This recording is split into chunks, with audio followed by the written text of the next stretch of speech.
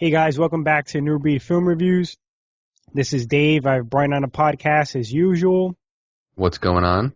And this is going to be a special episode. Usually we do big budget movies. We got a request to actually review a low budget 30-minute film that's going to be released. It's called Trap Magic.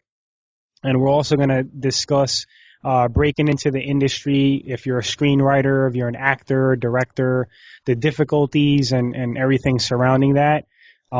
Trap Magic, like I said, is a 30-minute short. It's by Cloud Castle Entertainment. It's a fantasy horror film. The director is Heather Aspinall.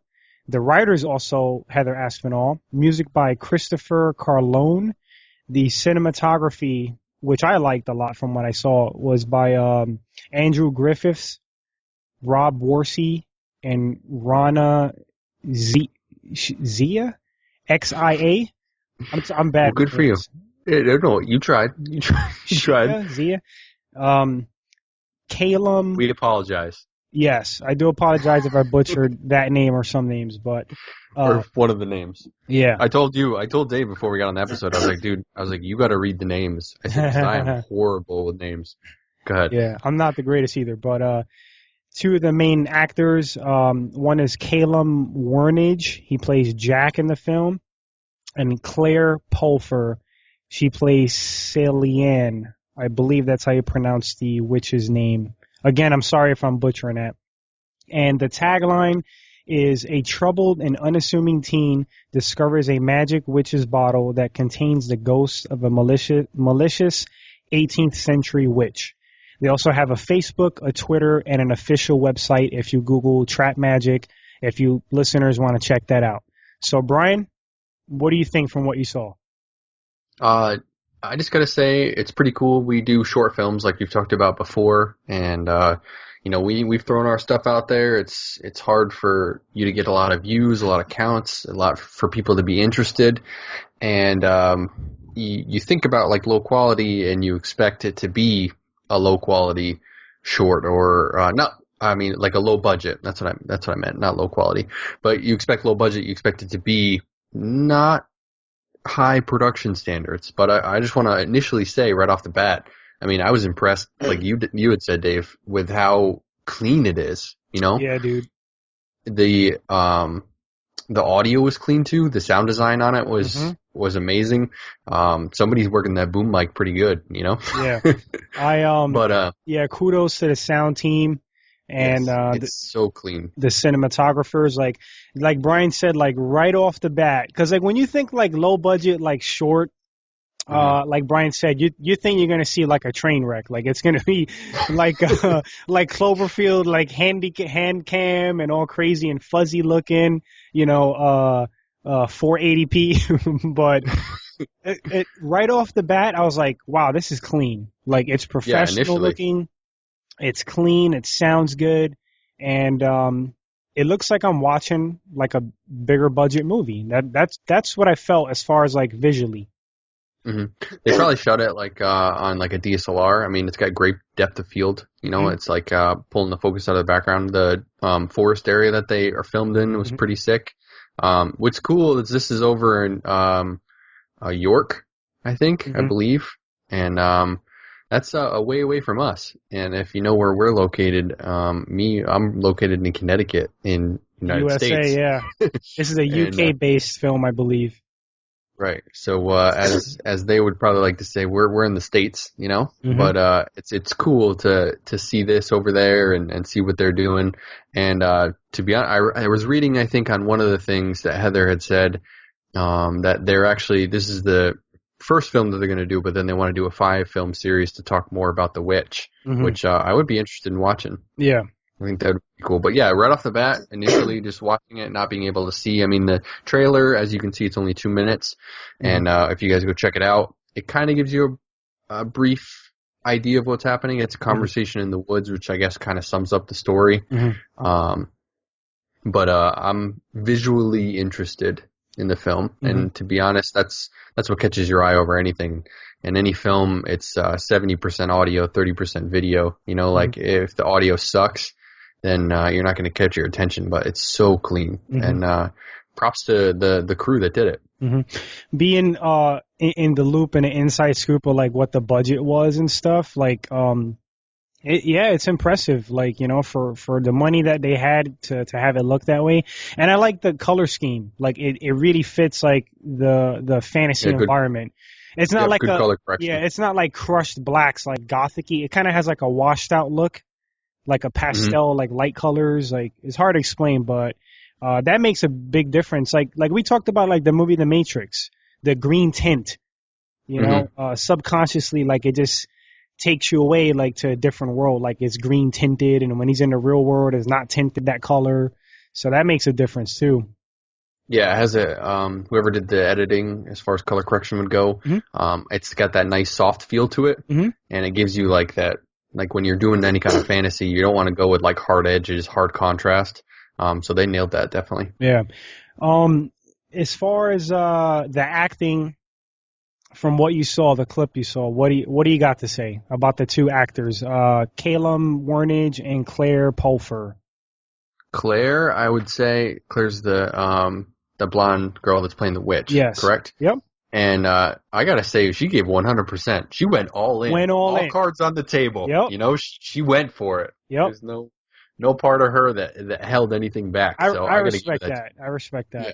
She went full on into the character. Dude, she went for it. Look at the material, not to cut you off. It's one thing playing a regular human, like a regular person, but to play a witch and like, you know, speak in that like dialect, like, you know, it old 1800 dialect. Yes, and like go all in and really believe in what you're doing.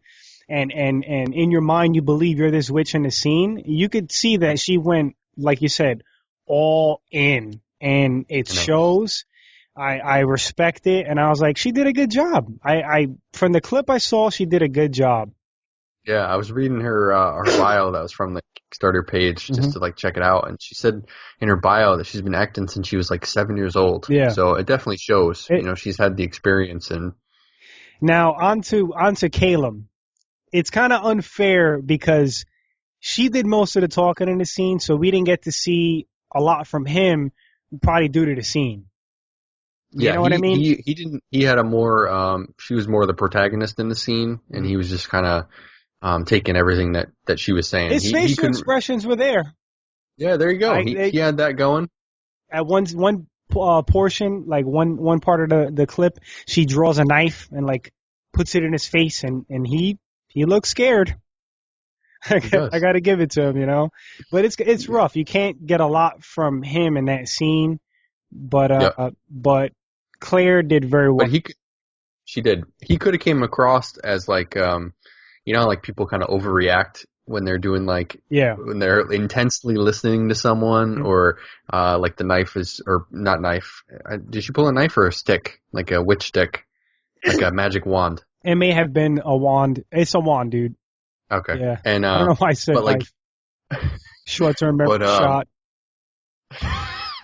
You know, that 2 minutes was hard for you to hold on to mentally, you know. But I could tell you the actors of you know, He-Man, the Beastman dude who played that, and right, what Hulk strength is, you know, stuff like that. It's like 100 tons base. Exactly. It's unlimited the matter he gets. Go ahead. But he can. Some actors can come across as being cheesy, like they overreact to certain things to kind of act it up. I think he did a pretty good job that way. Like I said, he didn't get much dialogue out of him, so we can't really comment on that. Yeah.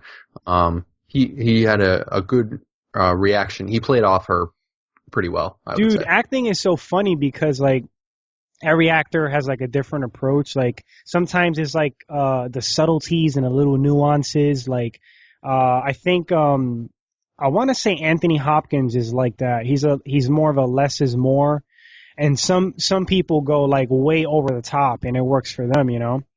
So yeah, that's an interesting aspect of acting. Yeah. So for Heather and the whole crew, I wish them well, man. Like I really do. I hope the movie does well. I hope they get sequels. I hope it blows up. If for you guys listening, go ahead, Bri. Oh, sorry, I didn't mean to cut you off. You want me to go? So this film, did you say that they did a Kickstarter and they raised the Yep. funds fully for their Kickstarter? Yep. And then it gave them enough money to produce it. And it's actually a student film. This is their thesis film up in York. I don't know what the name of the college was. I can't remember. But so this is going to be her full film. I'm excited to see what she comes out with for the whole thing. She said she's not fully done with it yet. There's special effects, I believe, that they're going to be putting in. Obviously, if it's a witch, they got to do a little bit of that. And I'm excited to see what the full film is. And I'm usually not one to be, like you said, you watch the Harry Potters and Lord of the Rings and stuff like that. I'm really more of like my genres would be like sci-fi and like horror and stuff like that. I don't usually go too much into the fantasy realm. Like I haven't seen much of the Harry Potters, and I've seen, I think, the first Lord of the Rings. But I'm still interested in it. I mean, to be honest, the quality of watching it and the main actress, Claire, who's playing the witch, she sold it for me. You know, so I would definitely check out the full thing. Yeah, I'm on the same page, dude. Typically, like, I'm not a fantasy person. My genres are like sci-fi horror, action. I don't really do comedy too much because it's hard to make me laugh. It's got to be really funny. Trying to think. Yeah, for the most part, probably like sci-fi and horror. And I do like a good crime movie. So, but I'm not against fantasy. Like, there's a lot of fantasy films I like, mostly old school, like Legend with Tom Cruise, Labyrinth with David Bowie, and I believe it was Jennifer Connelly. Like, I like Never Ending Story. Of course, yeah, classic. And then Atreyu, yeah, Artex. The bog like sucked him in. Falcor was that dude, the flying doggy. Yeah.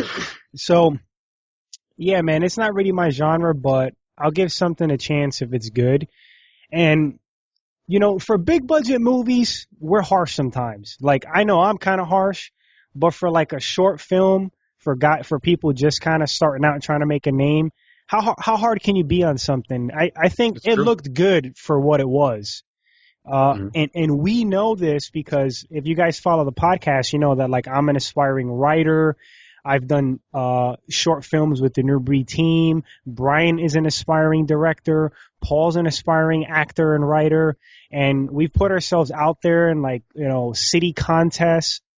We've done well, but it's hard to break into the industry. You have to have something absolutely amazing or know somebody. That's my opinion. Correct. Or you got to have something that catches, you know, like original. Right.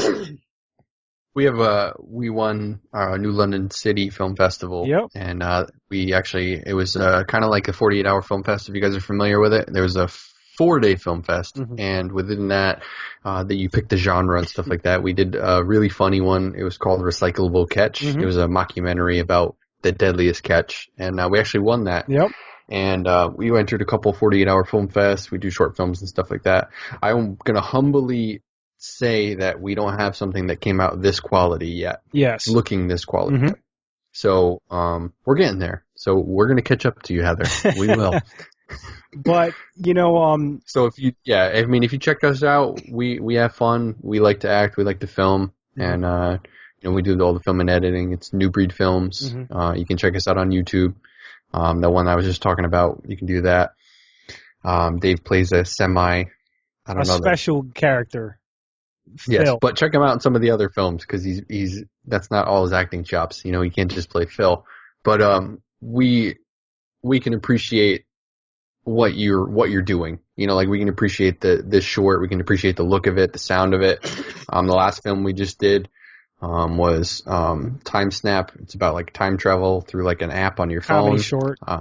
Yep, and we got the audio, I think, as good as we've had it so far. And we've been stepping up our cleanliness of the short films and stuff like that. You know, whenever we can do it, the important thing is what's good that she has that crew that's there. You know, she has full a bunch of film students, and she's got a full bunch of film students. I mean, me and you and Paul, when we're on set, we're a ragtag group, dude. We do our best, and but you know, not to make the episode totally about us, but it's just giving you guys insight that we know how hard it is to like make something. And they started a Kickstarter.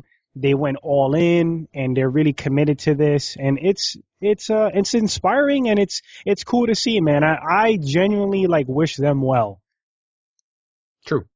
Because you have anybody who like chases their dreams, man, like no matter what it is, you know, like other than like the typical 9 to 5, you gotta like admire that, you know, because you have all this doubt kind of creeps in. If you're a writer, if you're an actor, if you're an aspiring director, like we want to go to Sundance. We want to make something that reaches Sundance.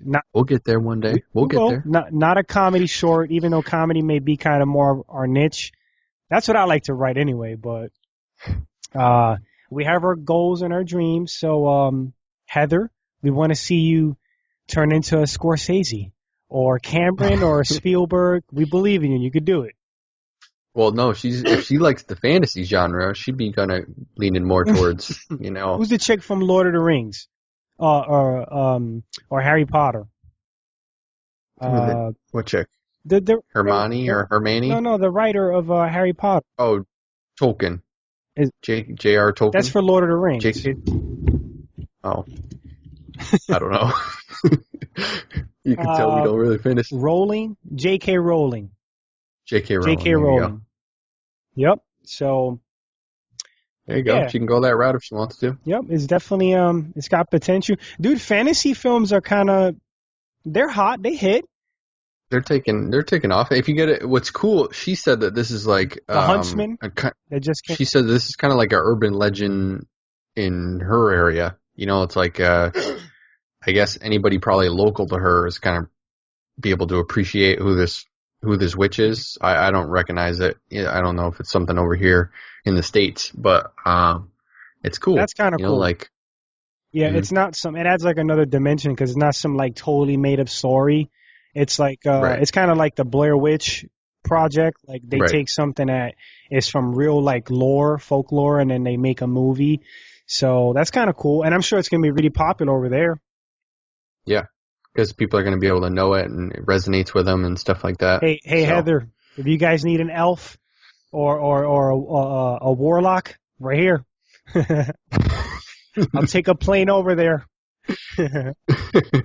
So, do you have anything else, dude, as far as the film or something? No, I was going to say I'm happy for them, and they were able to raise the money at the Kickstarter. We haven't jumped into that role yet. Me and Dave personally have one. We're not going to let the cat out of the bag. We got a few actually. We do. We have one really fun concept that we could do a mini web series on, and we're going to launch it. I think it's going to be great to do it once Dave comes back up to Connecticut. Yeah, we got the script like locked in a vault, Fort Knox status. Yeah, we got a 90-page script for it that we're going to split up and make it into a mini series per episode. And then Dave has wrote a couple other ones.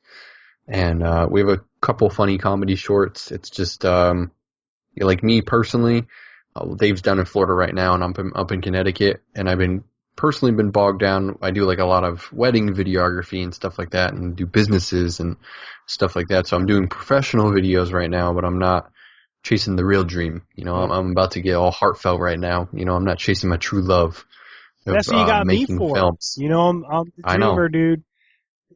So we won't lose sight of that, man. So no, but hey, you know what? Like I always say, and anybody else that's listening that is like to be a filmmaker or anything like that, anytime you get the chance to get behind a camera, just get behind it. You know, like if you want to film your niece's 16th birthday party, guess what? You're behind the camera, you're using it. I've learned so much from filming weddings. I make a profit off of it, and I use it to buy in more equipment, but I'm behind the lens and I'm using a camera. And we haven't filmed a short in a little while now, but we have all these things brewing, and we're just going to pick it up and do it. I appreciate anybody that is able to get out there. There's a huge step from it being on a piece of paper to actually being on film. When it's on a piece of paper, it's easy. It's easy to talk about. It's easy to say that that's there. But to actually have the thing actually on your computer, editing it, being able to share it, and being able to have it all done, and being able to say we did it, that's a whole different story. So anybody that can do that, I give them huge props. And how about this? How about for the people listening who've never made short films, have no idea as far as like the process. How about from writing to a piece of paper to creating and filming? There's a lot of changes that occur because it's easier to write on a piece of paper. Like, I want to do this. There's going to be 10 spaceships that shoot lasers and blow up the planet. You can write anything on a piece of paper, but to conceptualize and make that on screen, how are you going to do that? You have to be really careful. Sometimes things get altered. How about the democracy of working with the whole team and everybody has an idea? And Brian and I kind of got into a discussion about that recently, but there's something, it works both ways. Like both ways, has like benefits. Like if you have a co-writer or work like with a team and everybody kind of like adds to the story, it may be great. And sometimes it's good for the writer to be the director and maintain, the story's integrity, like their original vision. So you can have an argument for both. You know what I mean? Because there's been a lot of great movies that have had co-writers and there's been a lot of great movies where the director was the writer too. I can't remember what director made this quote, but they said, if there's a part of your script that's not worth arguing to keep it the way it is, it's not worth having it in the script. Yeah. So, Dave has argued with me every single bit of the way through every single script that he's ever written that's gone from there to screen, but I appreciate that. He's got a vision and I got a vision, and, he dreams it up and has to conceptualize the idea in his head, and I have to take it from him and I have to say, okay, this is how we're going to put it on screen. This is how it's going to come across. And you butt heads that way when you learn to work with a team, and you learn to work with more than just one person. That's why you can't make filmmaking is awesome, because you can never do filmmaking by yourself. There's no film that could be done start to finish by yourself. Mm-hmm. And it has to be a teamwork, and there has to be so many hands in the pot. But like David just mentioned, he's a writer and I would be the director. So when we do things like that, it's cool to see how their idea was. And like, I don't know how this is for you, Dave, but you wrote it and then actually see it on screen how it came out. Like you think to yourself, like you've said sometimes, I wish it was the way it was on screen, but you've also said, I kind of like how that came out differently than what I imagined it would be. So it's kind of cool on both sides. Yeah, sometimes that happens. Like, from my limited experience in filmmaking, sometimes, you have like a vision writing and it gets altered and you don't think it's going to work, but actually sometimes turns out better, like altered on screen. So it's cool. It's a very cool process. I like it. I like writing and acting, to be honest, dude. I love creating. It's always awesome. It's a form of art. So, but yeah, what do you think, dude? Do you think we covered enough of the short and, the workings of making film?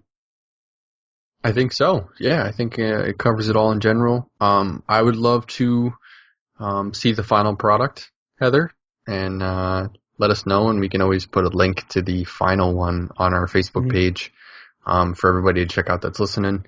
And I would hope that we could get a Kickstarter going and a film out there that had a real big budget behind it, or not big budget, but a low big budget, and instead of just borrowing everyone's stuff around, Yeah. It would be nice to actually put some money behind it and get the whole thing done, like you guys have done. Right. And you guys did a good job. You can tell from watching it on screen that it has the production quality. It's off to a good start. It is. So I'm going to link the sites to the episode. So if you people listening want to check out their pages, again, it's Trap Magic. Much success to the whole crew and to Heather. And that's all I got, man. Oh, we didn't touch on the music. The music, I mentioned the music. Well, the credit to Christopher Carlone, but the music, as far as like the quality, yeah, it was good too. It wasn't like no Nintendo 8-bit. It was actually like a score. You know what I mean? Cause dude, like, come on, low budget. It's hard, man. You gotta like, Yeah. ragtag Like status. it wasn't like GarageBand loops, Right, it was actually right. It designed. was actually like a score, like for a film. Right, So, right. I know it's not easy. So props to Christopher Carlone, and he may be the next Danny Elfman. Never know. What about Hans Zimmer? Hans Zimmerman, or is it Zimmerman? No, Zimmerman's that I don't crazy dude. Hans Zimmer. Hans Zimmer, I think. Okay, yeah, Hans Zimmer's awesome. What about Kevin MacLeod? Kevin MacLeod. Hey, I'm gonna plug Kevin MacLeod right now. Yep. Incomtech Music. Go to the website. They have free, royalty-free music scores for films. You go on there, you hear something you like, you can use it, but you got to give the man credit. And we've probably used him for every film. Yeah. He's like our go-to, we Kevin can MacLeod. we can use we can use you though, Chris, right? Hey, If Chris wants to hook us up with, some of his, we can use his. And sorry, Kevin, but we can switch it up a little bit. I like your vibe, Chris. it was good. So I apologize for clearing my throat a couple of times and coughing. I just got over the flu. I was like really, really sick, but I'm getting a little better, so I do apologize about that. I guess if Brian agrees, that wraps up episode 67. We'll be back with 68 with another cool movie theme or reviews or whatever. I think it'd be cool. I just don't want to cut you off now, but I think it'd be cool to kind of do this more instead of like major ones. So if somebody that's listening has a short film that they've had out there, we'd love to talk about it. We'll talk about the major ones, and if you have a short one that you want to present to us that you're trying to get off the ground, me and you, we'd love to talk about it. Yeah, Right? that's a great idea. Any local talent like amateur filmmakers, just message us. You can message us at Newbreed Film Reviews 2014 at Gmail, or like any podcast directory, or on our Facebook, or on our Twitter. Just shoot us a message, send us a link to something you'll want us to review, and we'll go over it and review it. Yeah, because that was fun. It's not we're not talking about Steven Spielberg here. We're talking about people that are in the same realm as us. So it's kind of cool. Right. So, all right, guys, that wraps up 67. Thank you for listening. Thank you for the plays and the subscriptions. Take care. Adios.